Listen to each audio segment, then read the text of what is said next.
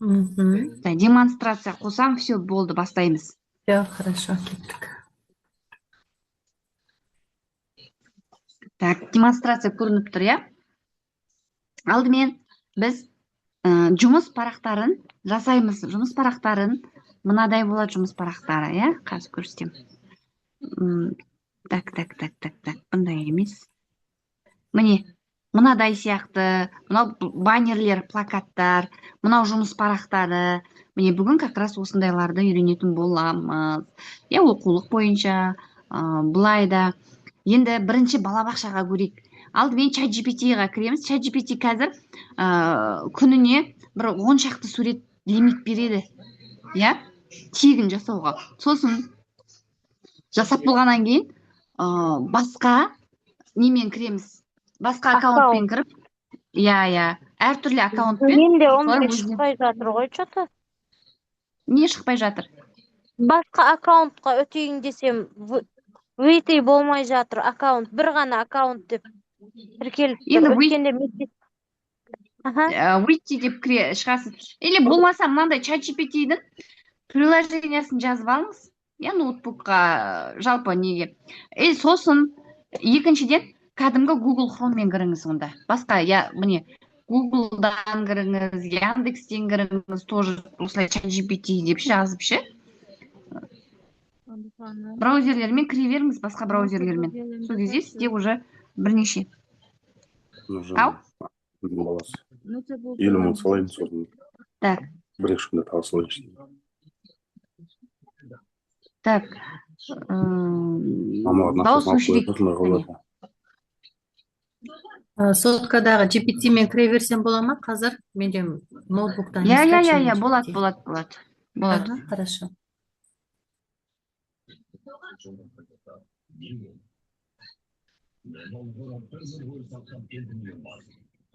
Так, дауыстарын өшіріп тастайын адамдардың.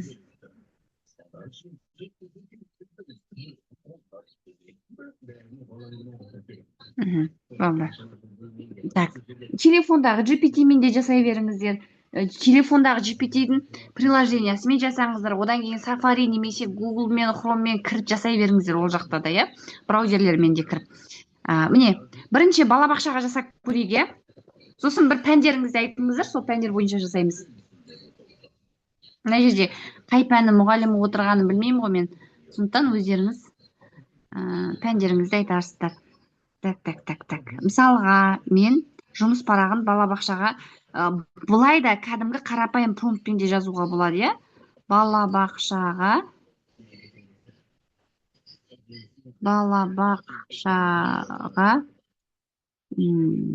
так. Ортаңғы топқа дейін ба, неше қандай топқа дейін, или мат тобына дейін ба? Ортаңғы топқа дейін, иә? Ортаңғы топқа 5 дағдыны кіріктіріп, 5 дағдыны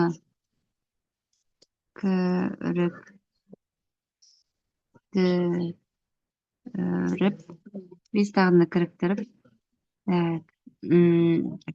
қандай тақырыпқа дейді?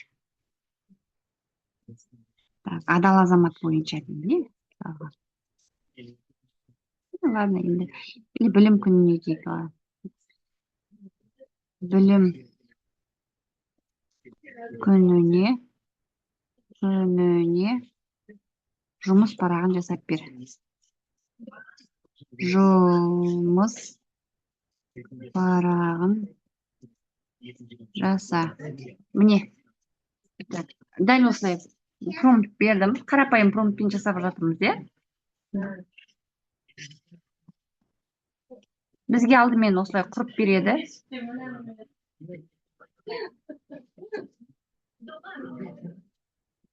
Міне, ортаңғы топқа 4-5 жас дейді. Мысалға, 4-5 жас емес, 3-4 жаста. 3-4 жас қой. Ортаңғы топ деген.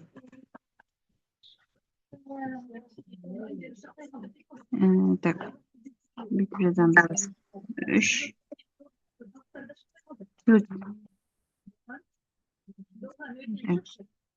жастағы дейін, иә? 3 жастағы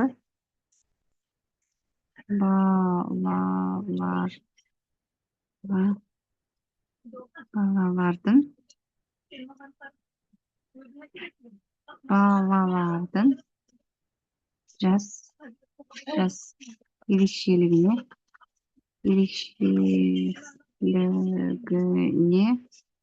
sahip yetib jasa dedim. Егер 4-5 жас болса, мынаны болады. Иә, мынаны болады. Ал 5 жас, 3 жас болса, мынаны жасайсыздар. Міне, бізге жасап берді, иә. Енді әрі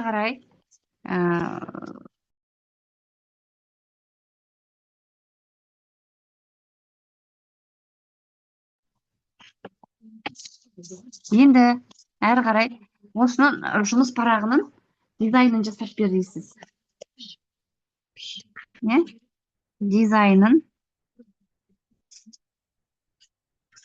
жаса. Так, қандай стильде дейміз мысалға? Pixar стилінде дейік, ше? Pixar стилде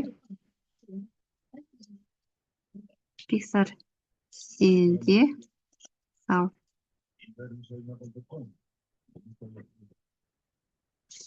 сізге қазір дизайнын жасап беріп жатыр.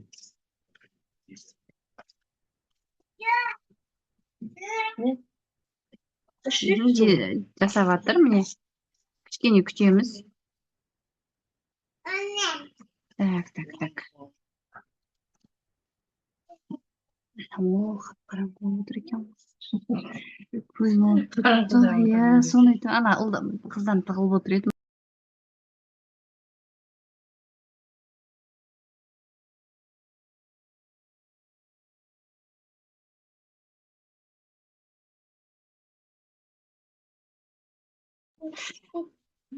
Так, қараймыз енді. Әлі салып жатыр, кішкене күтейік.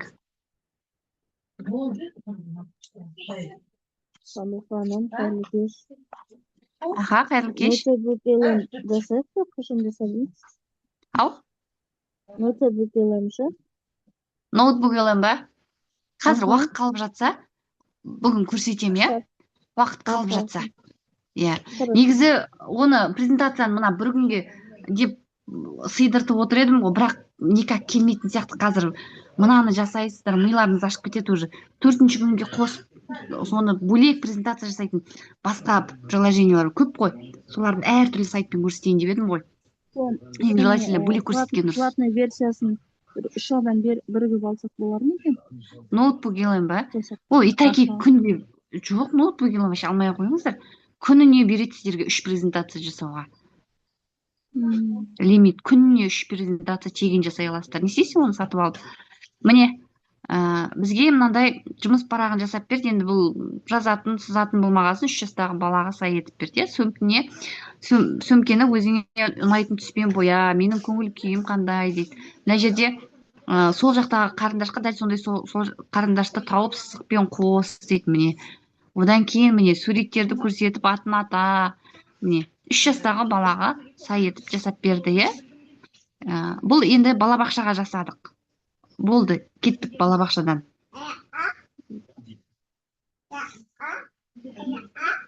Енді жаз жіберіңіздер, айтып жіберіңіздер. Давай, қай пәнге жасайық, қай сыныпқа жасайық?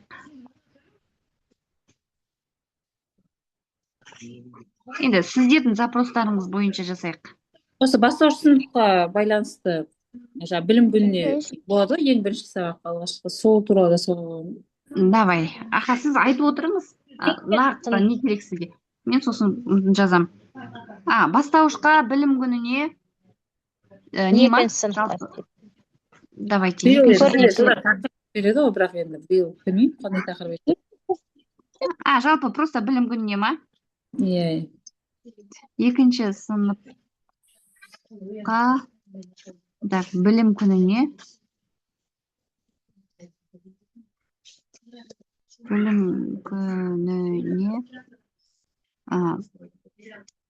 арналған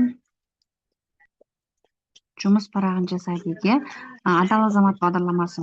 Жұмыс парағын жаса Адал азамат. Ау, адал азамат.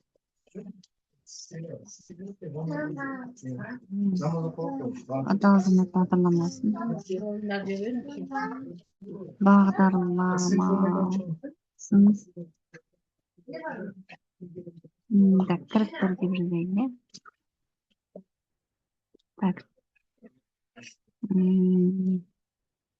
Так.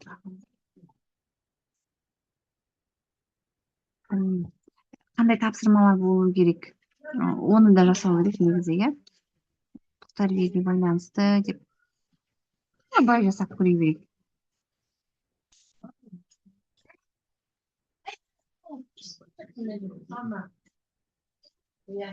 Міне, білім баспалдағы есептерді шығар. Адал азаматқа қандай?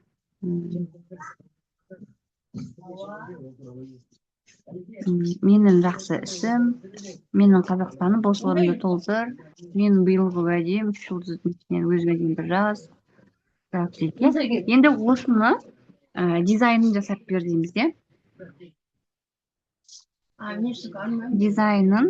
Дизайнын Промпттарды группаға жібересіз ғой, иә? мына толық промпт ма? Иә.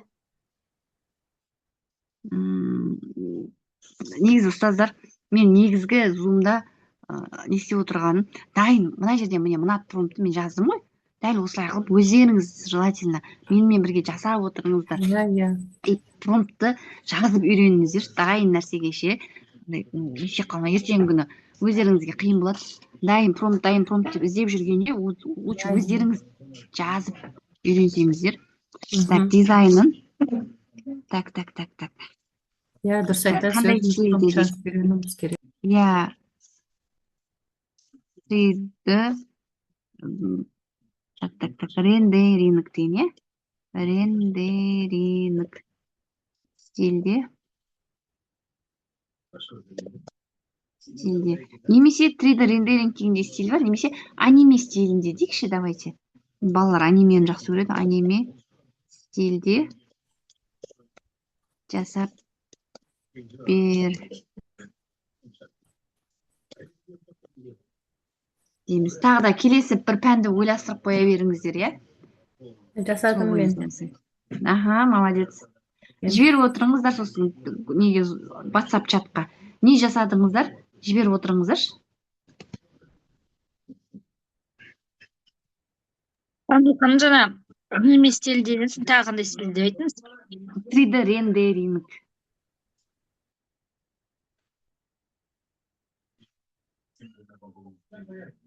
Стильдер жазып жіберермін, иә?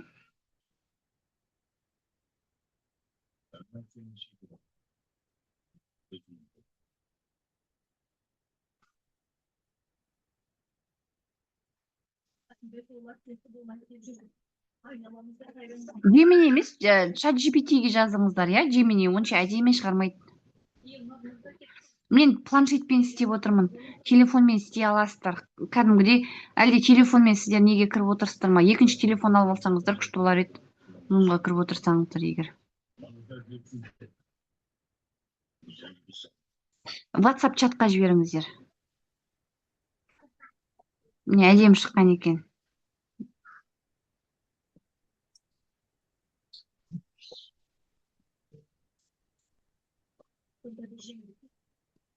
Так. Міне салып жатыр.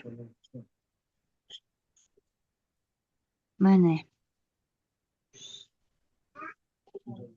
Білімге қадам дейді. Мынадай қылып аниме стилінде жасап берді.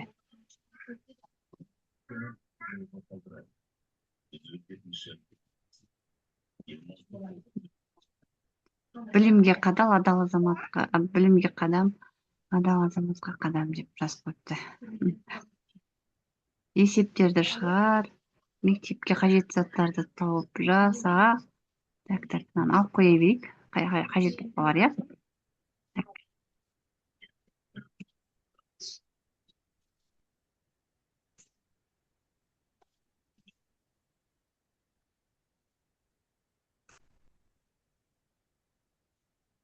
Так, енді мен мана сіздерге не жібердім ғой, ұстаздар. Так, избранный, да, иә? Так, қазір. Чатқа жібердім ғой, мана көрдіңіздер ғой. Кодтар. Иә. Так, міне. Осы кодтың ішінен бір кодты аламыз қазір. Так, бізде жаңа білім күнін істеп жатырмыз ғой, енді сол білім күніне арналған көрнекілік жасайық. Иә? Осы кодтардың ішінде тақтаға ілетін, қиып алатын элементтер деген көріп тұрсыздар ма міне? Вот именно осыны алайық. Текст. Тақтаға ілетін күйбат. Аха. Иә. Предпоследний. Иә. Осыны алайын. Сосын мына жерге жазайын. Да? Сосын білім күні 2-ші сынып деп жазамын. Оны қайтып алдыңыз? Оған кірдіңіз ба? Просто копировать етіп алдым. Копировать. И GPT-ға салдыңыз ба? Иә, міне GPT-ға. Көрініп демонстрация қосылып тұр ғой, иә? Аха. Жалпы мына Білім күні. жалпы қалай аламыз? Мысалы, сіз жоқ кезде өзіміз жасағымыз келсе. Сіз былай өзіміз жасағымыз келсе, осындай кодтарды қайдан алуға болады, негізі? Қазір оны да көрсетейін, иә?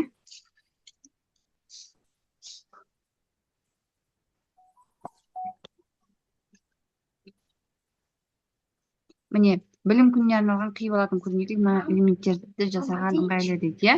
Міне, білім күні жазуы қоңырау деп жасап берді, иә? Жасаймын. Міне, алдыңғы жұмыс парағындай жарқын аниме стилде жасаймын дейді. Аниме гибли стилінде жасаймын дейді. Білім күні деген нені қайдан алып отырсыз сіз? Жаңа жіберген кодтарында жоқ қой білім күні деген. Мен өзім жаздым ғой, білім күніне арналған көрнекілік деп. Тақта, міне мына текстбук дегенді алдым да, иә? Алдым да, соған жаздым. Білім күніне арналған көрнекілік деп жаздым. Текстбук қапталында не деп тұр дағы? Текстбук visual дегенді ма? Жоқ, мына предпоследний. Өшіріп тастаған екен. Қайсыны? Текстбук outlook деп тұр. Предпоследний. Иә. Ага, предпоследний. Қазір мен зумның чатына да жіберем. Мен WhatsApp-тан копировать ете алмай жатырмын. Міне, жіберем. Зумның чатына жібердім, иә? Осы жерден қараңыздар.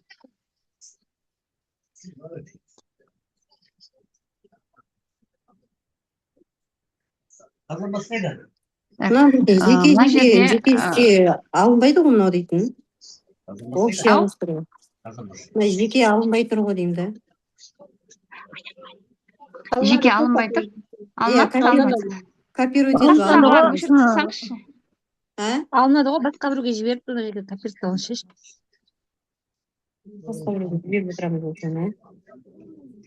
Жібердім ғой сіздерге, ұстаздар, зумның чатына. Бір жеке өзін жібердім. Содан алсаңыздар болады. Міне, мына жерде есікті алып тастайсың ба? Мора. Міне, бізде мынандай қылып қиып алатын көрнекіліктердің бәрін. Міне, күшті, иә, мынаның бәрін. Аласыздар да, бірнеше бөлікке бөліп, немесе әрқайсысын жеке-жеке бетке салып бер деп те айтуға болады. Қазір 1 минут, иә?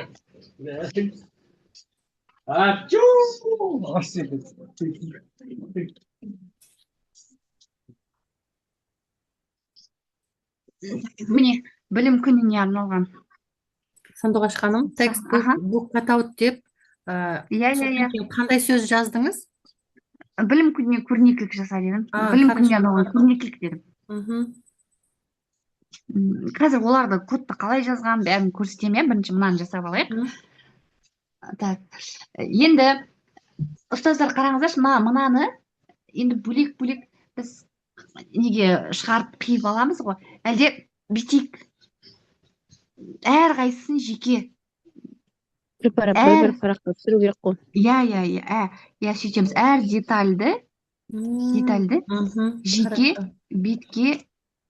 бетке сал. Түсінікті. үлкен етіп жаса дейін, иә. Так, бірінші білім күні дегенде. Так, надписті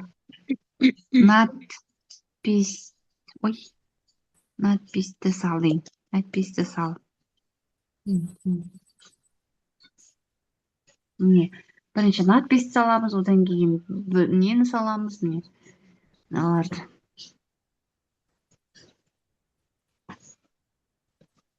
Бұрын мен өзім де көрнекілік жасадым, көрнекілікпен айналыстым ғой.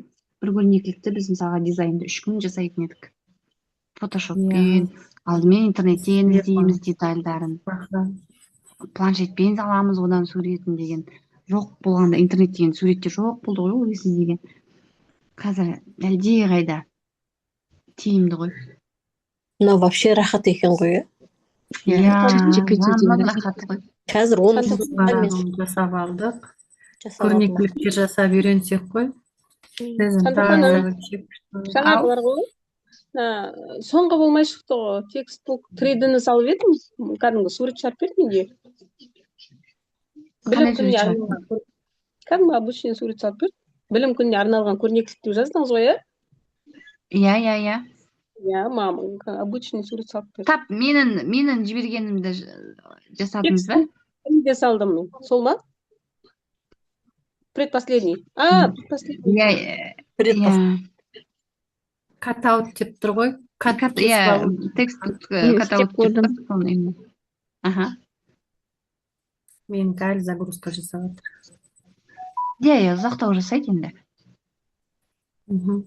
Міне, әдемі да, күшті шықты. Все, жасады міне. Әне сіздікі? Міне менікі. Наклейка сияқты қылып, мына самоклеющиге шығарып алсаңыз. Самоклеющий ме жаңағыдай кәдімгідей шығарып алуға болады. Так. Міне кесетіндей қылып жасап берді. Иә. Сондай қылып, как положено, әдемі қылып жасап береді. Менікін қарап жүреді, WhatsApp-қа салып жатыр едім. Мини-курсқа. Дұрыс па? Қазір қарайды. Ой, блин. Осылай ма? Қазір 1 минут. Осыны андай детальдар. Сізге андай не қылып берген екен, иә? Сіз мына жұмыс парағын жасатып алыпсыз ғой, жұмыс парағы сияқты қылып. Жоқ. Жоқ, енді жеке қылып істеп бер дейін ба? Иә. Айгүл деген ба? Иә. Айгүл деген мен. Міне. Аха. Иә, міне. Жоқ, сіз мынаны жеке қылмаңыз. Сізде мынау кәдімгі баннер сияқты қылып, мынаны дәл осылай қылып, қазір разделить фото на части деген бар, соған бөліңіз, әдемі шығады сонда деген сіздікі. Менікі мынандай болғасын, міне Байқоңыр деп тұр ғой, ол кім? Байқоңыр деп жазылып тұрған чат, неде? WhatsApp-та. Екі Айгүл бірге салыпты ғой.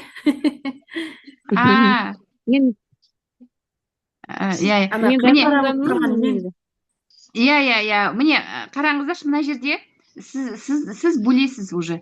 Сіз әр деталін шығарасыз. Бірінші 42 білім күні деп тұр ғой, мына жатыр, 2 қыз, ұл мен қыз тұр, білім болашаққа. Оларды әр деталін сіздікі бөлетін. Ал сіздікі, Айгүл ханым, бөлмейтін. Сіз полный разделить фото на части деп, сөйтіп барып полный бетіп жабыстыра салатын көрнекілік істеп беріп сізге. Екі вариантта да жақсы. Жасайықшы соны, разделить фото на части. Жасаймыз қазір. Разделить на части дедіңіз? Разделить на части дедіңіз? Так, оны істейміз. Разделить фото на части деп жазасыздар. Енді, міне, мынаны бізде шығарып берді, екіншісін көрсетіп жіберейін, тағы да түсінбей қаларсыздар. Міне, енді бірінші қыркүйек дегенді шығар деп, міне, каждый деталін сөйтіп жазасыз, немесе қоңырауды сал деп жазасыздар мына жерге. Қоңырауды сал дейміз, иә? Сонда бізге екінші қоңырауды салып жатыр. Әрқайсысын осылай салдыртып аласыздар. Енді мынаны мен жүктеп алайын, қазір осыны разделить фото на части деп бөле қоярмын. Сіздер өздеріңіздің баннерлеріңізді бөлесіздер. Енді неге кіреміз? Google-ға кіреміз. Google болсын, Chrome болсын. Иә. Разделить фото на части деп басамыз. Разделить фото на части. Міне. Просто мына сөзді жазсаңыздар, сіздерге мынандай түрлі сайттар шығарып береді. Кез келген біреуін таңдап шығара бересіздер. Иә? Мен мына ең бірінші тұрған сайтты таңдайын. Разделить фото на несколько частей деп тұр. Міне выбрать изображение деп басамын. Мынаны басамын. Ошибка болып қалды. Иә? Енді мына жерде сосын бет алды бөліп тастамайсыздар. Қарайсыздар, міне қараңыздар, мынау ұзын вообще келмей қалды. Мынау А4 размеріне келу керек қой бізде деген. Не ғой? А4 принтермен шығарамыз ғой барлығымызда.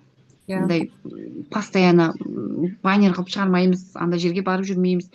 Сондықтан А4 принтерлерімізге келу керек мынау. Мынау А4 размеріне келмей тұр, ол көрдіңіздер ғой. Сондықтан мына жерде асты міне енді келді.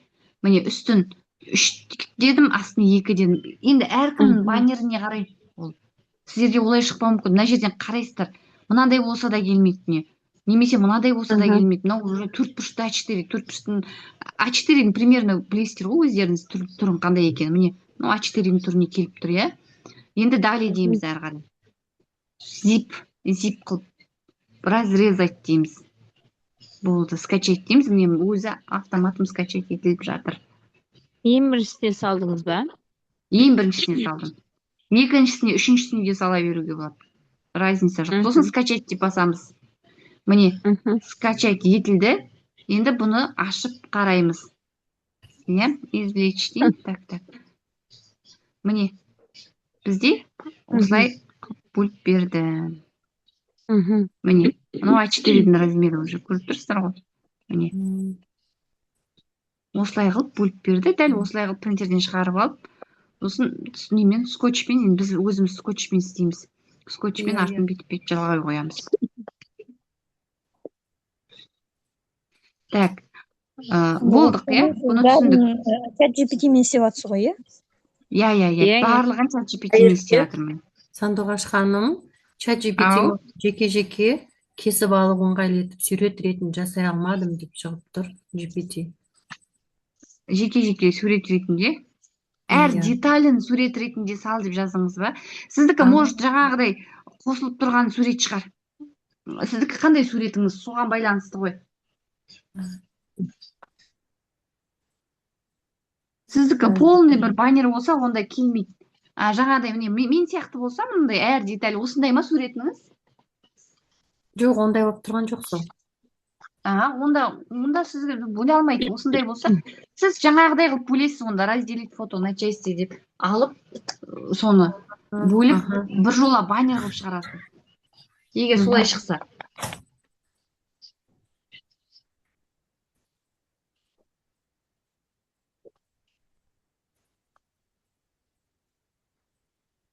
Так, маған мынадай қылып жасап беріп тұр дейді. Жоқ, сіздің меруерт, сізде запросыңыз дұрыс емес болып тұр ғой, значит. Білім күніне арналған көрнекілік, сосын астына жазыңыздар. Жұрттаға ілетін көрнекілік жасап бер деп ше. Міне, мысалға Айсанада жақсы шыққан. Не каждый деталін жасап беріпті, иә? Иә, осы тұр күшті шықты.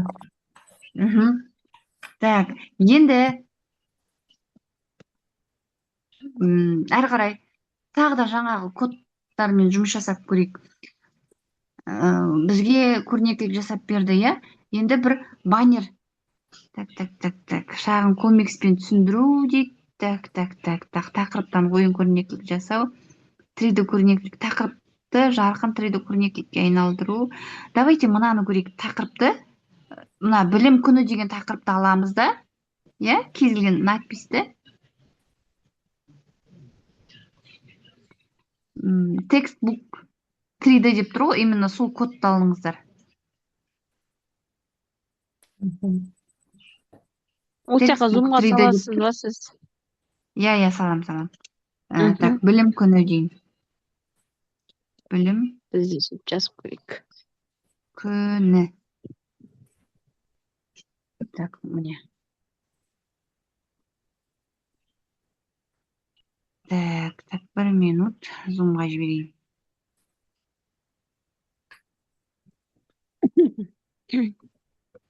Просто WhatsApp-қа жібере салатын, менде мына жақта Instagram, WhatsApp планшетімде болмай тұр. Міне. келді. Так. Сіз не жаздыңыз Gemini'ге? Не дедіңіз? Білім. Gemini Не емес олай? ұстаздар.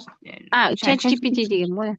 Иә, Білім текст күніне 3D арналған. дедім да, просто білім күні дедім болды. Маған енді болды. мына жерде жазып берді. Білім күніне арналған текстбук 3D көрнекілікті 2-ші сыныпқа лайықты етіп жасаймын. Ашық кітаптан көтеріліп тұрған мектеп, аланы, қоңырау, глобус, қарындаштар, 1 қыркүйек, көк алтын. Міне кәдімгідей осылай қылып жасап бердім дейді, иә. Енді жаса деймін. Маған қазір Сізге суретін сөз салып ретінде қылып жазады екен, иә? Маған бірден сурет қылып лақтырып отыр, ештеңе Иә, жазбайды. иә, олай да болады, былай да болады. Екі вариантта да. Маған бірінші нұсқаулығын беріп, содан кейін барып жасап беріп жатыр. Сет нашар ма, мына ChatGPT дейтін жай ашып тұр бізде. Иә, кешкі уақытта солай болады енді арасында. Жана жазған промптты бір көрсетіп жібересіздер ма? Ана жазып үлгере алмай жатыр. Қай Зумға промптты? салды ғой, зумға. Текстбук 3D деп салды, мен содамыз қазір. Соны қайталап менімен бірге жасап отырыңыздар. Зумның чатына салып қойдым соны.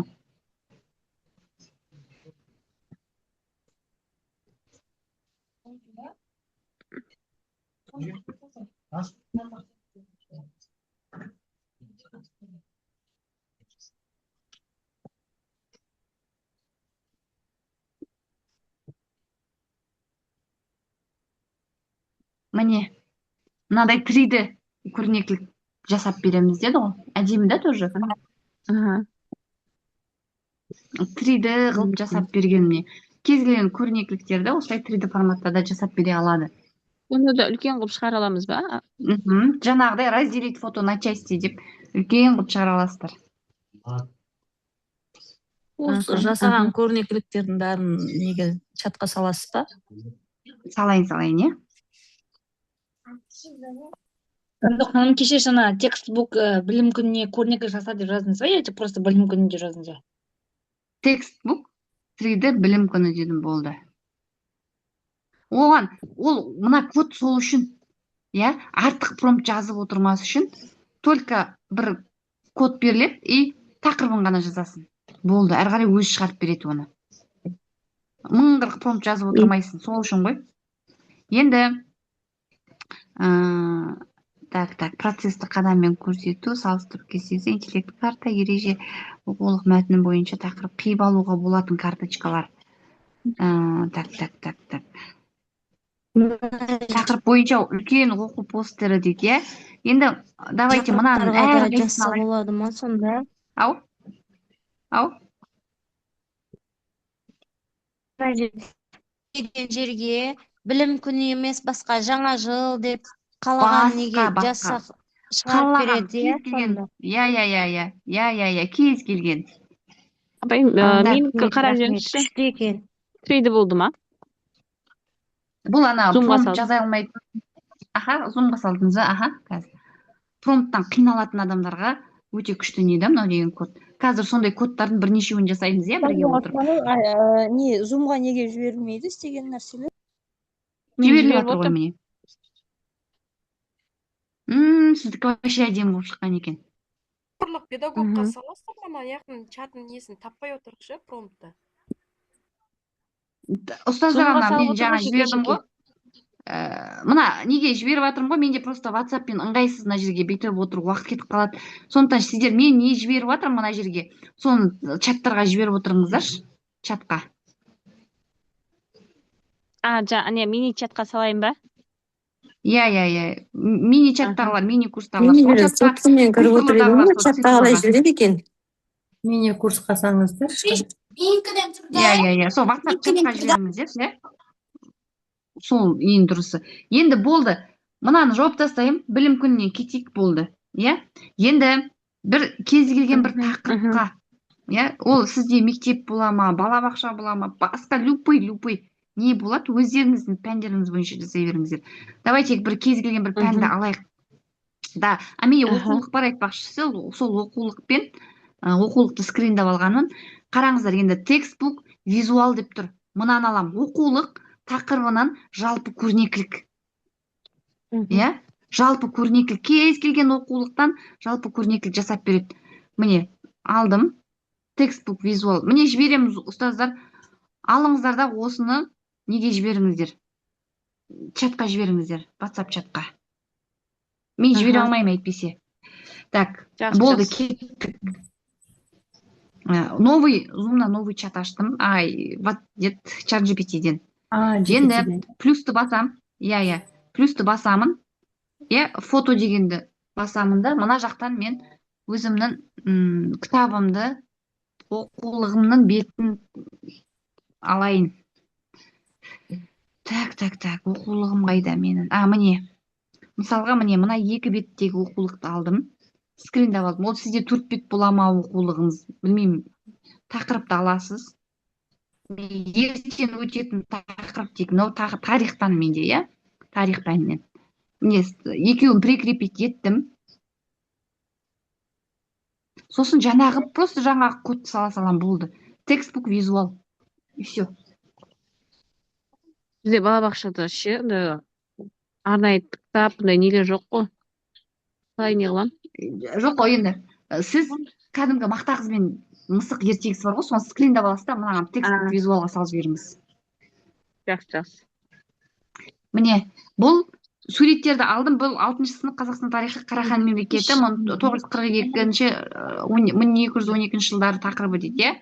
Енді текстбук визуал бойынша оқулық мазмұнына сүйеніп тақырыпты түсіндіретін көрнекіліктер жеке-жеке 3D стилде жасай аламын дейді. Міне, жаса деп басам, деп жазам.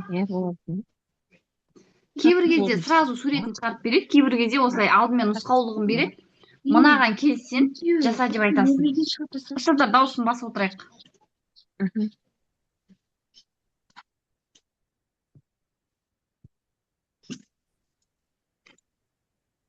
Сұрағын қалай қоямыз, айтып жібересіз бе қайтты? Просто текстбук визуал дейміз болды. Текстбук визуал. Мына жерге ертегілерді скриндап алыңыздар да салыңыздар. Немесе қазақ тілі ма, қазақ тілінің оқулығын скриндап алыңыз да салыңыз. Кез келген тақырыпты скриндап алып, кітапты. Текстбук визуал деп жазасыздар болды, басқа ештеңе жазбайсыздар. Өзі жасап береді, мынандай жазды, сразу астына алдым да жаса деп жазып жібердім, болды, жасап жатыр.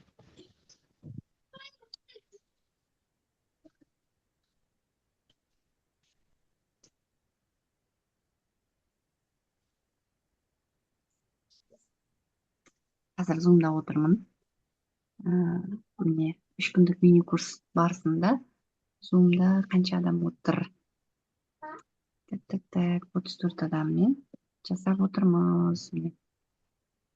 Түрлі көрнекіліктер, нелер жасап жатырмыз. Әртүрлі көрнекіліктер жасап жатырмыз. И зумда да жіберіп жатыр жасаған жұмыстарын.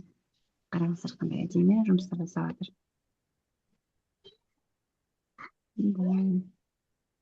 Мындай жұмыс парақтарын.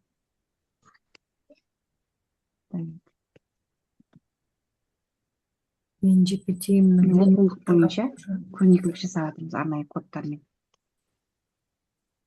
Өте оңай жасау жолы. Ау?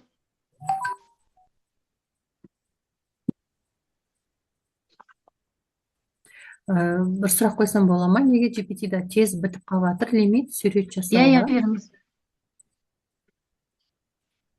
Неше сурет жасады? Шақ сурет жасап берді бағана, болды. Платныйға кірсең. Оны басқа аккаунтпен, басқа браузермен кірсеңіз. Мына жерде бар ғой, ұстаздар. Платныйға 11.000 примерно, бір 4 адам кіріп алсаңыздар, ай сайын 3.000-ға, 11.000 қанша мысалға? 4 адам болсаңыз. Түсінікті. 2.800 теңгеден ба келеді мысалға, 3.000 теңгеден ба примерно, Міне қараңыздар, әдемі ол жасап берді. Күшті да? Күшті. Маған жаңа сұрақ Gemini'ға жіберіп едім ше. Мақтағызым ертегісін скриндап мәтінді көріп тұрмын, қандай тапсырма орындау керек екендігін жазыңыз дейді. Gemini емес ғой, ChatGPT ғой. ChatGPT. Арнайы мына кодтарды ChatGPT оқиды. GPT-ға жаңағы мақтағы ертегісін скриндап салдым текстін. Жаңағы текстбук визуал деген сөзді жібердім ғой. Енді сол маған сұрақ қойып тұр да, қандай тапсырма орындау керек екенін жазыңыз дейді. Бірдеңе не деп жазамын? Қандай тапсырма орындау керектігін жаз деп тұр ма? Дизайн жаса деп жазсыңыз. Дизайн жаса деп. Дизайн жаса деп. Кодты қайдан аламыз? Чатқа салды ғой. Қанду ханым, Ау? менде бір ғой комикс сияқты қылып жасады. Комикс сияқты қылып жасады. Чатқа салып Комикс жібердім. сияқты ғой. Иә. Біз оның чатына салып жібердіңіз бе? Дизайн жаса десем, жасай алмаймын дейді. Сізде лимит өтіп Дизайн қалған жаса десем, шығар, может. жасай алмадым. Лимит бітсе сөйтеді. Лимит өтіп қалып тұр ғой онда. Иә. Енді қызып жатқан кезде. Жаңағыдай, ұстаздар сөйтіңіздерші онда. Не істе дейсіз? Ұстаздар, қайырлы кеш. Дәл қазір ChatGPT-ге жиналып аша қояқшы, кім ашады екен? Вот, дұрыс. Срочно керек болып тұр маған. Бір кім бар карточкамен төлей алатын бір аккаунтты аласыздар да, ол аккаунттың логин паролін білу керексіздер, бірақ ұстаздар, иә, өзіңіздің жаңағы төлем жасайтын аккаунтты, оны қазір адамдардан ақшасын алып қойып, ол паролін ұмытып қалып, білмей, ондай не болып қалмасын. Сондай бір әріптес керек болып тұр. Иә, пысықтау біреу бар ма ішінде? Пысықтау. Сол 11.000, қанша мына жерде қараңыздар, иә? 11.000 теңге ма, 11.800 ба, қанша екен? Қазір подписка қарап жіберейік. Оны қайқа төлеуге болады, оны қайқа төлейсіз сондай? Жоқ, білетін адамға беріңіздер. Білетін кім подписка ала алады, ChatGPT-дің платный подпискасын. Соған жинап беріңіздер. Соны бір аккаунт алып, сол аккаунтқа общий бір аккаунт ашып, немесе, иә, сол аккаунтқа подписка береді, сосын соның логин паролін сіздерге береді. Сол ай сайын сосын сол кісіге 2800 ба 3000 теңгеден лақтырып отырасыздар. 5 адам алуға болады, я болмаса. 5 адам. Ол адам саны шектеулі ма? Бәрін кірсек болмай ма? Ол дұрыс болмайтын сияқты. 9990 теңге деп тұр ғой мына жерде. Да, онда әлі күнде өзгеріп отырады, ана доллар көтерілген сайыншы. 5 кісі нормально, біздер әуелде қосылып едік, 5 адам. Сол 5 адам болып қосылыңыздар онда. 5 адам нормально. Құдай ол кісілер қосылмай қалды да қалып қойдым мен. Так, болды. Келесі. Немен, ертеңге дейін бір келісіп алыңыздар, иә, ұстаздар. Ертең тағы да осындай бір нелер болады, сабақтар болады, сол кезде өздеріңізге күшті. Енді текст постер жасайды міне. Жаңа біз визуалды көрнекілік жасадық қой. Енді мынау текстбук постер деп тұр. Тақырып бойынша үлкен постер, оқу постерін жасап береді. Тоже ол кез келген пәнге келе береді. Мектеп болсын, балабақша болсын, тіпті білім күніне деп жазсаңыздар да болады. Мысалы семинарға да керек болады постер сияқты. Иә.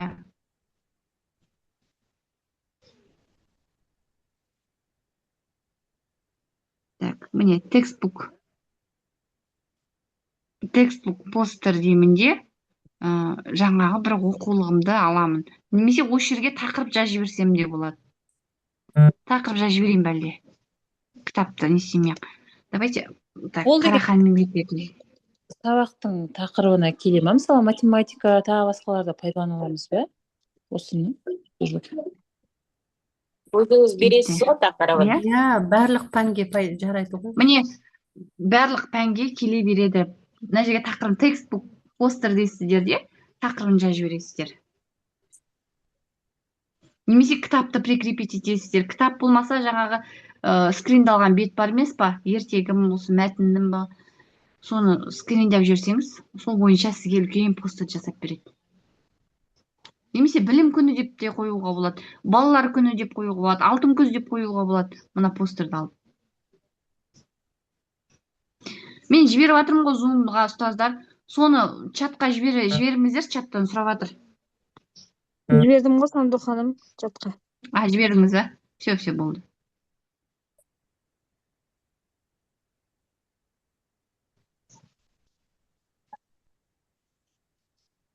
Сандуқ ханым, мына сізде тұрған киіз үйлер қайт жасалынған осы GPT-мен ба? Қай киіз үй? Мына киіз үйлер тұр ғой, сіз ана ашып. Міне осы Мынау ма? Иә. Иә, GPT ғой. Осы GPT-мен жасалынған. Бұл Gemini'мен жасадым ау деймін кезінде.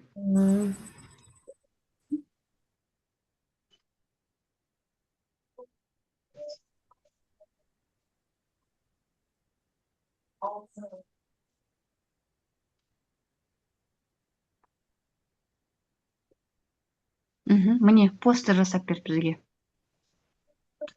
Ақпараттық постер. Иә? Так. Енді келесі новый чат ашайын. Комикс. Давайте комикс жасаймыз ба? Иә. Так, міне. Әрқайсына новый парақша ашып отыру керек, жасаған кезде. Негізі жоқ, өзіңіз сол тақырып жалғастырам десеңіз, онда сонымен жалғастыру керек. Иә, Мен өзім ғой просто ашып отқан, иә. Әртүрлі басқа новый тақырып алайын деп. Так, текст комикс деймінде, мына жерге комиксімді жазамын, немесе прикрепить етем тоже, жаңағыдай. Оқулықты прикрепить етуге болады. Иә, или болмаса, давайте мына жерден бір не алайын. Оқулықты алайын.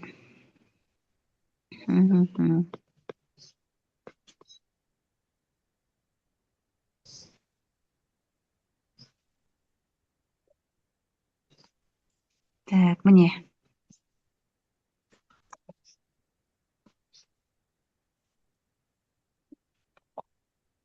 Осы тақырып бойынша сөз жазуға болады, иә? Жаңа айттым ғой, сөз қылып жазуға болады. Мақта қыз бен мысық ертегісі, немесе адал дос ертегісі деп.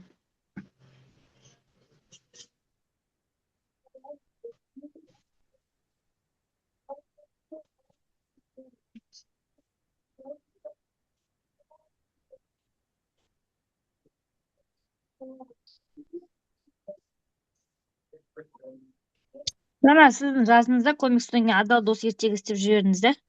Бірдеме салу керек па, өзінің бет салу керек па? Ау? Бірдеме прикрепить ету керек па, или текстпен жазуға болады ма?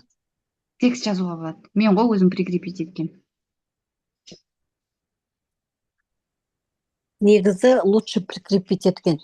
Дұрыс екен. Мен қазір әшейін тақырыбын жазған едім. Мұхтар Шахановтың орыс тілінен ғой енді. 4 анасын. Иә. Значит, лучше... Иә, прикрепить.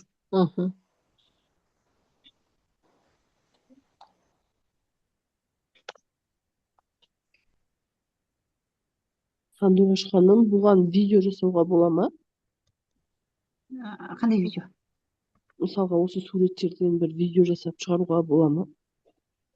Жаңа мақта қыз ертегісі деп жатыр, сондайлардан видео жасап бола ма ондай? Болады, иә, болады әрине. Осы ChatGPT арқылы жасалына ма? Жоқ, басқа программа. Міне, бірінші, екінші, мынау комикс жасап берді. Қазақстан тарихы бойынша, жаңа тақырып бойынша. Иә? Міне.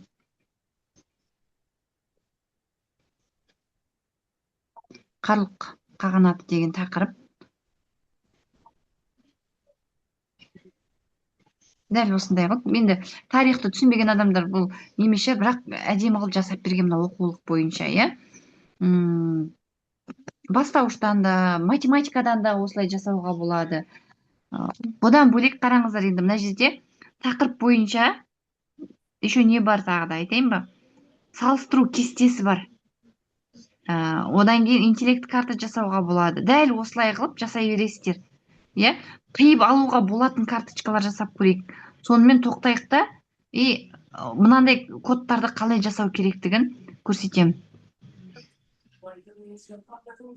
Соған келейік.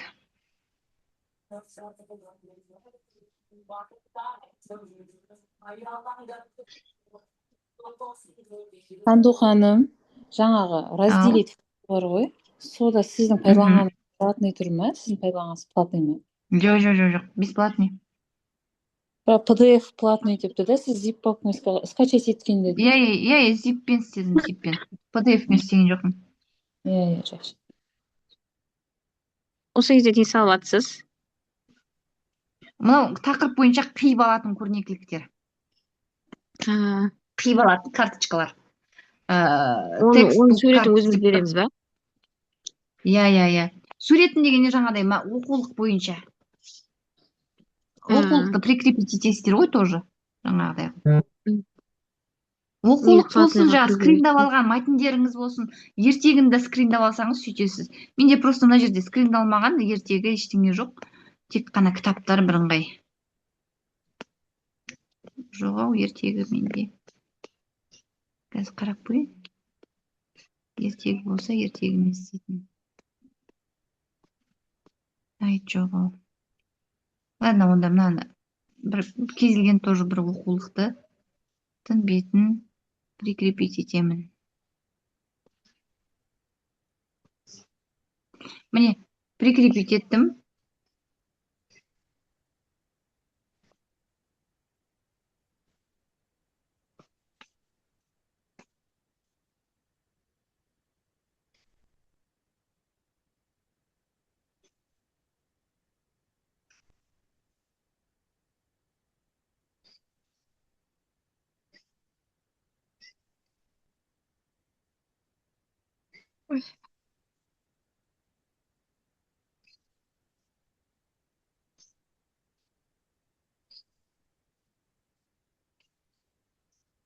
Маған жаңа мақтағызбен мысықты ше 14 карточка қылып шығарып беріп тұр екен. Мәтін қылып ше. Қиып алатындай қылып па? Мәтін қылып, сұрақ жауап қылып ше. Енді оны не деп айтады? Карточка істеп андай сурет жүзінде істеп бер дегенді қалай айтам? Иә, суретті карточка жасап бер десеңізші.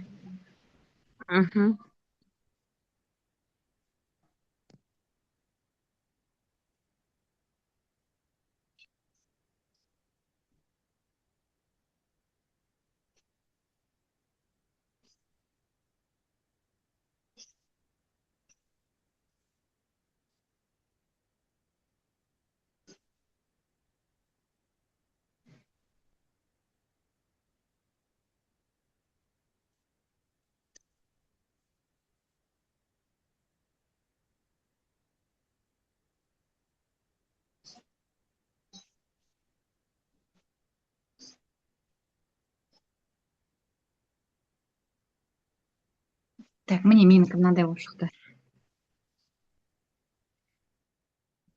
Карточкаларды қиып оқушыларға бере қоясыздар.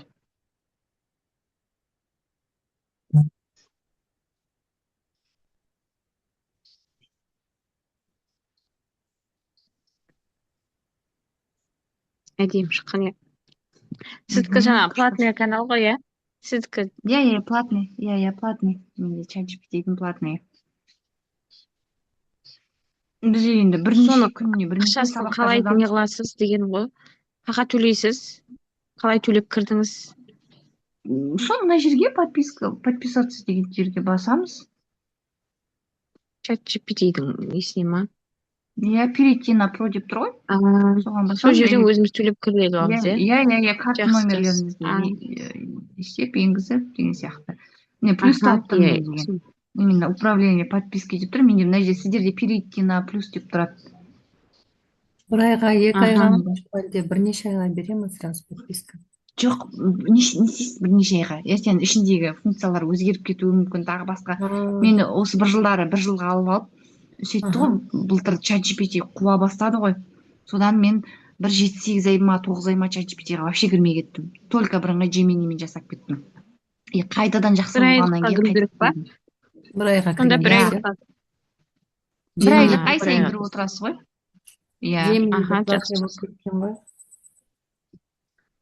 Gemini'де суреттер жасап шығарады ғой, бірақ платный болып кетті. Иә, Gemini әдемі шығармайды қазірде ше. Жақсы шығарады, өз деңгейінде чат GPT сияқты әдемі қылып шығармайды. Кімнің өзгертіп жібереді осы фото бірдеңе айтсаң. Storybook деген жасап едім, сол Gemini'мен күшті болатын прям Storybook күшті жасайды енді, иә. Иә, Storybook Жоқ, оның өзінің плюстары бар. Ол камерамен ертең интерактивті ойындар жасайды. Ау? Gemini'да кейбір нелерде телефондарда Gemini Storybook'тар тығылып қалады екен анда-мында. Ол деген мына жерде тығылып қалатыны, міне. Соны көп бітті. Міне, Gemini'ға кіресіздер ғой, именно ана Storybook'ты қай жерден тайын? Storybook тығылып қалса, міне мына жерден қарайсыздар, настройки деп тұр ғой, міне. Гүлдің суреті тұр ғой, настройки деген. Енді барлық жерде көрініп тұрады. Сол настройкиге кіресіздер, иә? Настройкиге кіргеннен кейін, міне мына жерде тұр, міне ноутбук, LM, Gemini, менеджер, Gemboта. Менеджер чекбот деп тұр, мына Gemбот. Иә, менеджер Gemboта, сосын барып міне Storybook деген міне тұр. Иә, бүгін ана нені көрсеттім. Кешегі істеген тамыз кеңесі апайлар қай жерде деп. Сұрақтадым, не бар деп. Ала алмай Екі осы Storybookпен екі не история шығарғам. Содан кейін бәрі платный болып кетті да, кіремей қалдым. Жоқ, бесплатный, қазірде де бесплатный жасайды Storybook'ты. Так, енді не істейміз дедім ұстаздар? Жаңа примерно түсіндіңіздер ғой, арнайы кодтармен қалай жұмыс жасау керек. Тек просто қоясыздар, жасайсыздар. Ары қарай тағы да. Аха, күшті екен. Көрсетесіз ба? Ойындар. Ау? Ойындар көрсетесіз ба? Қалай жасауға болады? Код қалай жасаймыз? Интерактивті ойындар ма? Ертең сабақта деді ғой. Ойын. Қанду ханым, жаңа кодты қалай жазамыз, соны көрсетемін дедіңіз ғой. Аха, иә, соны көрсетемін. Жалпы түсінікті болды ма? Ертең сабақта Жылбектің, Жанаттың, дауыс шығарып, жауап беретін. Сабақ ертең қаншада болады? Мен уақытын байқамаппын да, соны басталып кетті ең соңында. 9-да, ертең де 9-да болады. Запись жүріп жатыр ғой бүгінгі эфирден де? Иә, жүріп жатыр. Жақсы. Қанду ханым, бізде бар ғой, жаңа кодты салып отырмыз ғой. Бірақ ана біздерге точно тұрған жоқ қой, бесплатно болғасын шығар мүмкін да. Сурет шығарып беріп тұрмаса, сурет салатын лимит бітіп қалып тұр ғой сізде. Лимит болса салып беріп тұр. Бірақ именно жаңағыдай салып, сіздікіндей салып беріп тұрған жоқ та. Қалай салып беріп тұр енді сізде? Жаңа шетінде қиылған нелері жоқ, белгілері жоқ ше, кәдімгідей. Жоқ, бір запроспен, ұстаздар, бірдей сурет салмайды. Әркімге әртүрлі. Дәл сол запроспен тағы да салып көріңізші, шығарып береді. Бір запроспен 100 адам жаса әртүрлі, әрқайсысына біреуіне қиятындай. Жаңада білім күніне көрнекілік жасады ғой, біреуіне полный қандай детальсыз салып берген баннер қылып, иә? Біреуіне басқаша салып берген. Әркімге бір ғана промпт, бір ғана кодпен әртүрлі қылып салып беріп жатыр, әркімге. ChatGPT-ден шығып тұр ғой, мысалға мақтағызбен не туралы да, мысық туралы карточкалер да, карточка түрінде. Соны қалай скачать етіп алады ма карточкалерді? Не істеп алады? Қалай скачать етіп алам өзіме? ChatGPT-ден. Міне, мынаны айтасыз ба? Міне, мына суреттің үстіне басасыз да, міне жоғарыда стрелка тұр ғой, төменге қарап тұрған. Осын басасыз, болды, скачать етіледі. Сол менде сондай скачивать етпей жатыр, Санду ханым. Соны скачать етпей жатыр. Сіз телефоннан істеп жатсыз да? Иә. Онда поделиться дейсіз, менде телефонда да сөйтеді. Сосын копировать ссылку дейсіз де, сосын телеграмға ма бір жерге жібересіз, иә? Ноутбукпен немен ашасыз ше, әйтпесе былай не істелмейді. Менде де солай телефонмен істесем, міндетті түрде телеграмға жіберіп аламын. Жүктемесін жіберіп аламыз да, содан кейін барып ноутбуктан ашып береді. Сосын скачать ете аламыз. Иә, сосын ноутбуктан скачать ете қоясыздар. Иә, кейбір телефонда сөйтеді. Мен өзімде лично сондай телефонмен істесем. Так, жаңағы кодтарға кетейік. Жаңағы кодтар бар емес па? Міне, мына кодтар, осыны алдында мен жібердім мына жерге. Енді қандай балабақшаға дейін ба? Давайте. Дәл осындай, міне дәл осы кодты аласыздар да просто жібересіздер де, сосын мына жерге жазасыздар. дәл иә осындай Сізбен бірге кодтарды істейін, иә, мен? давайте осындай кодтарды балабақша тәрбиешісіне ыңғайлап арнап жасап бер. Иә, дедім, жасап бер дедім. Так.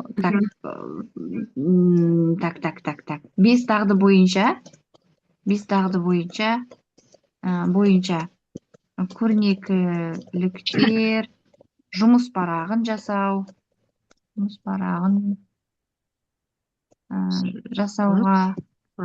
сосын тағы да не ол мерекелік іс шараларға Қыздар осы промптты чатқа жібересіздер ме алып? баннерлер жасауға, тағы да неге жасауға болады тәрбиешілерге? Ойындар ғой бізде в основном балабақшада.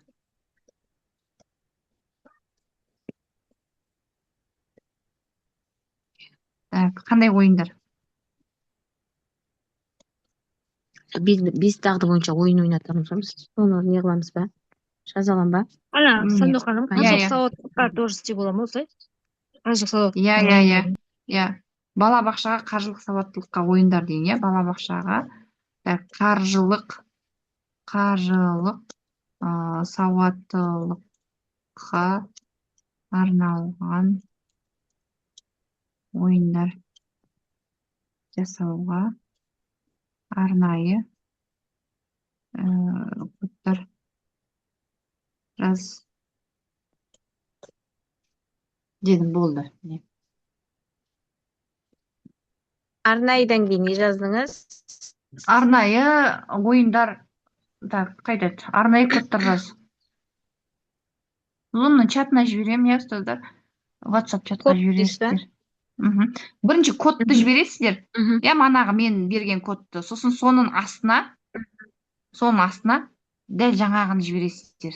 Зумнан алынбай Мана қалады. ол код бар сіздерде. Зумнан алынбай қалады ғой, WhatsAppқа салыңыздаршы. Сол салат қазір. Ұстаздар жіберіңіздер, иә? Сандуқ ханым, сол Мен кодтың істегенімді бәрін салайын ба сол жаққа? Цифрлы педагогқа саласыз ба? Қыздар. Ау. Кодтың бәрін. Міне қайқа сал деп жатыр. Қайқа сал деп. Цифрлы педагог. Қараңыздар, міне 5 дағды бойынша материалдар дейді. Иә, міне мына жерде мынандай бір тақырыпты 5 дағдыға кіріктіріп толық материал құрастырады, физикалық, коммуникативтік, иә, мына жерде тақырыпқа сай 5 дағдыны қамтитын көрнекіліктер жиынтығын жасайды дейді. Міне мынандай қылып жұмыс парақтарын, көрнекіліктер, тақырып бойынша жалпы көрнекілік, балаларға таратуға немесе қиып алынуға арналған карточка. Міне мынаның біреуін аласыздар да, мысалға. Міне балаларға таратуға арналған, қиып алуға арналған карточка деп тұр, мысалы, соны біреуін аласыздар да, жануар деп жазасыздар. Иә? Жануарлар деп жазайын. Енді балаларға жануарлар. Бізге жануарларға арналған карточка жасап береді қазір. Полный мына кодты да сіздерге жіберіп қояйын, иә? Мен де жіберіп қойдым. Жіберіп қойдыңыз ба, молодец. Дәл осындай қылып жасап жіберіп қойдыңыз, иә, тоже? Молодец. WhatsAppқа саласыз ба? Иә, WhatsAppқа мини-курсқа салдым. Біздер цифрлы педагогтамыз ба? Қазір саламын ол жаққа.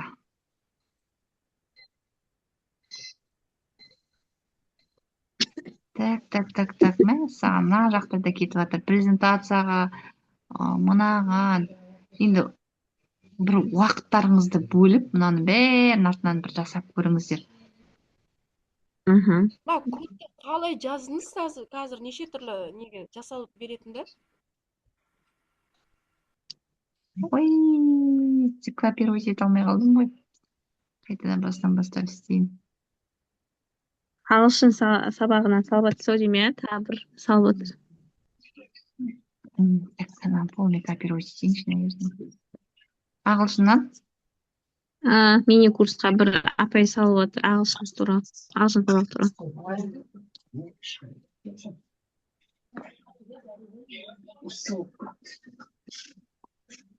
Так. Енді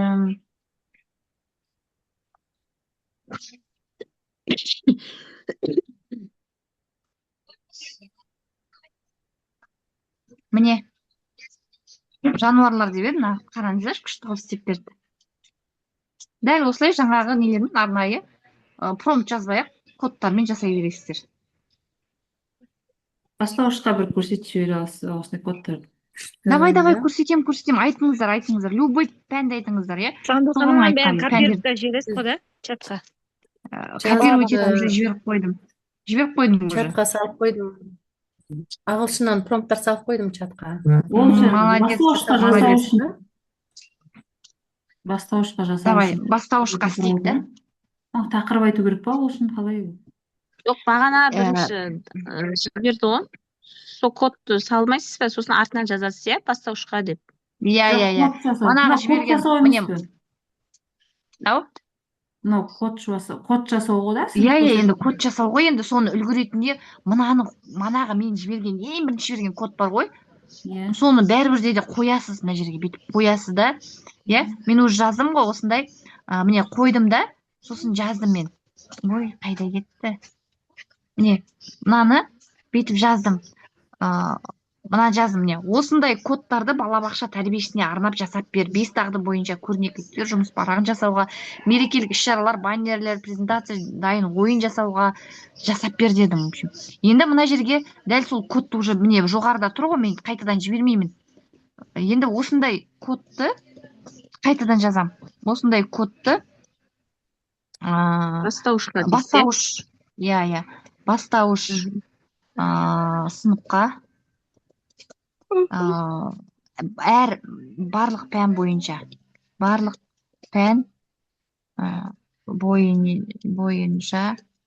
жасап бер. Иә, жасап бер дедім. Енді бұл жерде не болу керек мысалға? Соны айтып жіберсеңіздер. Так, карточка.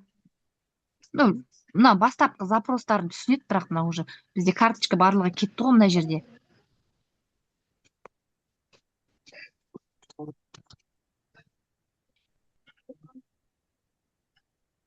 Міне, жалпы әмбебап кодтар дейді, тақырып бойынша жалпы көрнекіліктер.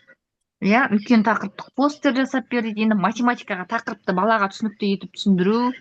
Міне, математикалық жұмыс парағы, есептер, математикалық ойын, көрнекілік мәтінді есептерге арналған, логикалық тапсырмалар, оқулықты скринда боласыз, сала бересіз аларды. Сауат ашу және қазақ тілден, әдебиеттік оқудан, мәтінмен жұмысқа арналған, одан кейін дүние тануға, тақырыпты түсіндіру, жаратылыстану, ағылшын, көркем еңбек, музыка. Міне, мынаның бәрін жасап берді осылай. Тәрбие сағатына дейін істеп берді. Пәнді, рахат. Иә, әрқайсысын жеке-жеке істеп беріп тұрайын, барлық пәнге дегенсің, ше? Прям бүгінгі сабақ сөзбен айтып жеткізе алмаймын, Сандуғаш ханым. Қайырлы білім болсын, только енді қолданып, әрі қарай осыны алып кетсеңіздер. Платный тишінеге кіріп алу керек болып тұр. Орыс тілінен прям ертең сабаққа дейін сол нәрсені шаруаны шешіп қойыңыздар өзара чаттан ақылдасып. Иә ма, ұстаздар? Енді өздеріңіз алдағы уақытта жұмыстарыңызға да қажет қой. Иә, коллективпен де болады, басқасымен де болады. Сандуғаш ханым, қайырлы кеш. Қайырлы кеш. Мына топтың ішінде что-то мына кодтардың бәрі басынан бастап кеткен жоқ екен, ана бізде бар ғой цифрлы педагог. 7-тен бастап тұр. Басынан бастап жібересіз бе? Болды, жіберем. Мен білмеймін, бұлай несін сеген мен ескерткендеріңізге жақсы болды. Сіз кодтарды деген телеграм каналға салатсыз ба? Жоқ, WhatsApp чатқа жіберіп отыр ғой, телеграмнан кейін қарамайсыздар оны деген.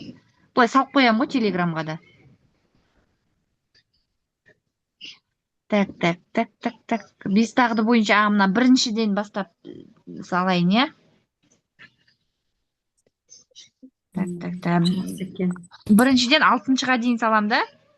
Осының үстінен біреуін істеп көрейік та, апай. Істейміз қазір. жасаймыз. Ашамын екен дегенім. Ашат, любой. Бастауыш бойынша жасаған кодты да жіберіп өтсіз ба?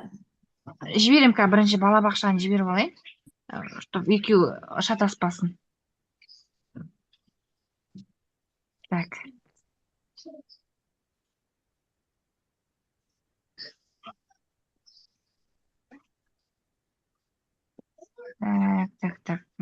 Так.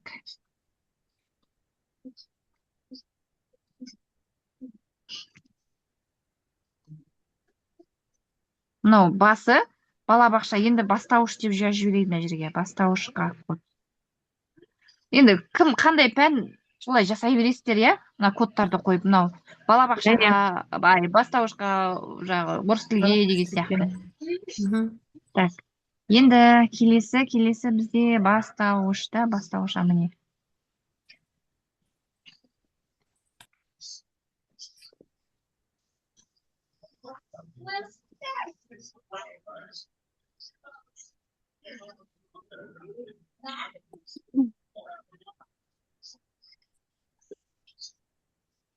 Сандуғаш ханым. Мына жерде мынауда толық бармаған екен, иә? Сандуғаш ханым, осыны жоғарғы сыныптың алгебра геометрияларына пайдалануға бола ма? Болады. Сол прям код жазғызып аласыздар. Алгебраға қазір орында көрсетемін, иә? Бастауышқа толық барды ма, бармады ма?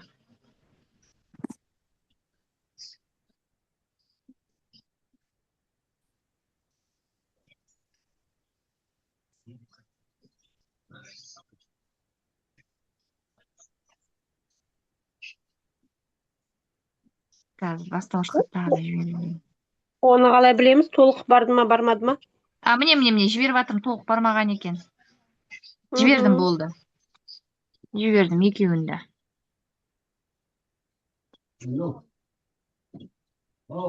Так. Енді мына жерге жазасыздар тағы да. Дәл осы кодты қайтадан, міне, мына кодты аласыздар да жібересіздер, иә, новый чат болатын болса да, мысалға. Так, осындай кодты, мысалға, математика, так, алгебра, геометрия пәндеріне ыңғайлап жасап бер дейміз. Ыңғайлап жасап бер. Десек, бізге қазір жазып береді. Енді, мынау деген промпт жаза алмайым деген адамдарға одан сайын жеңілдетіп тұр ғой. Міне, математикаға арналған кодтар дейді. Тақырып бойынша математикалық көрнекілік, формула, ереже мысалдармен үлкен оқу постері, есептер мысалдарға арналған, одан кейін міне алгебраға арналған кодтар, геометрияға арналған кодтар, бұрыштар тақырыбы бойынша көрнекілік тапсырмалар, үш бұрыштар бойынша материал. Сандуқ ханым, орыс сыныптарына қазақ тіліне де шыға ма? Орыс сыныптарына? Қазақ тілі әдебиетіне шыға ма? Оны да жасаймыз. Мынаны жіберейін.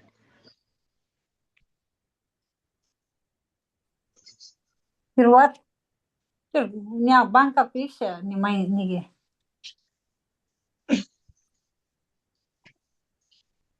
Тайван тілде жоқ қоқай. Так. Мынаны телеграмға так салып қойын.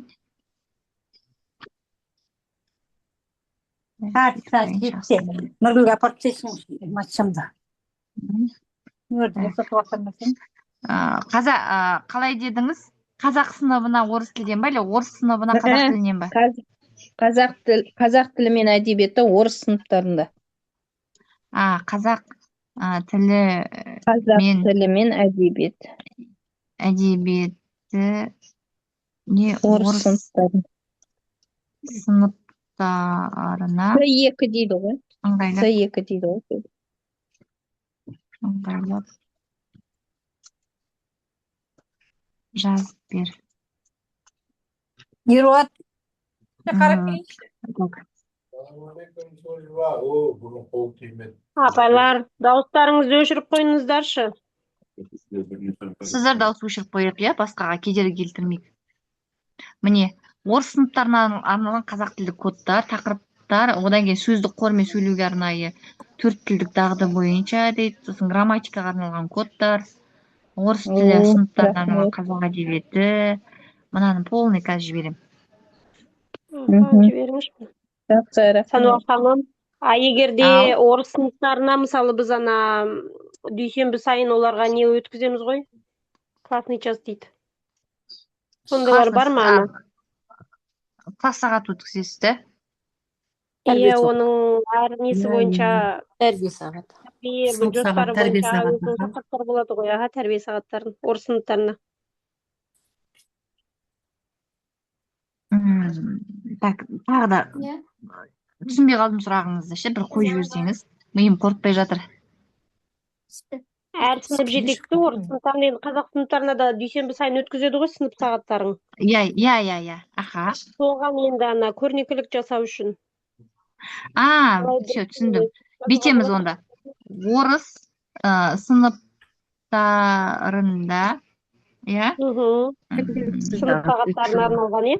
Иә, сынып сағаттарына арналған, сынып сағаттарына арналған Буллинг тақырыбы десе. Көрнекілік. Тәрбие жұмысы, тәрбие. Жоспары бойынша, иә. Тәрбие жұмысының жоспары бойынша, тәрбие жоспары бойынша дейін. Тәрбие жоспары бойынша адал азамат деп. Адал азамат деп бір неге жақшаға жазып қояйын, иә? Адал азамат. Қауіпсіздік сабағы бар. Аха, адал азамат. Так. Бағдарламасы. Қауіпсіздік сағат. Қауіпсіз 15 минут бет, қалай? 10. Қауіпсіз 10 минут, иә? Қауіпсіздік сабағы өзгеріп жатқан жоқ па қазір? Да. Басқаша өзгеріп жатыр, ол ертең педохуда айтылады ғой. Енді нұсқаухат шығады ғой алдағы уақытта, сол бойынша тағы сынып ұстаздар, иә? Просто мынау үлгі ретінде ғой. Мысал ретінде жасап жатырмыз ғой. Иә. Так, міне. Бойынша жасап бер дейін. Жасап бер дейміз, иә? Ертең нұсқаухат шығады ғой, сол кезде соған арнайлап дәл осындай кодтарды жазғызып алуға болады. Алдын ала Zoom сабақта. Міне кетті, бөлік-бөлік. Қандай күшті. Міне жазғы қауіпсіздік, жалпы барлығы бар ғой, буллинг. Иә, түгелінде бар. Осыны да жіберейін, иә? Ойбай, осының бәрін жіберші. Ой, көп рахмет сізге. Кеттік. Бір жерге сақтап қойыңыздар бұларды деген. Жауап алмайтындай қылды. Бұны деген WhatsApp чатқа жіберіп жатсыздар ма? Аха, WhatsApp чатқа жіберіп жатырмыз. Толық жібереміз, иә?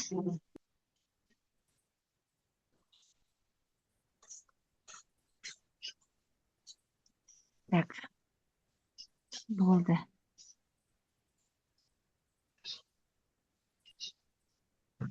Дәл осылай басқа өздеріңіздің пәндеріңіз бойынша жасап аласыздар. Енді ұстаздар, мен сабақты сақтайын, иә? Жаңа сабақ аяқталғаннан кейін осы аяқсыз қалмасын. Кімге қажет, алыңыздар да, енді алдағы уақытта жұмыстарыңызға да қажет болады. Бір 6 адам хотя бы қосылыңыздар да, 1000 теңге, ол не жалко шығар, осындай жұмыстар жасауға. ChatGPT-ге бір подписка алып алыңыздар, бірігіп. Шаным жіберіп қойыңыз ба?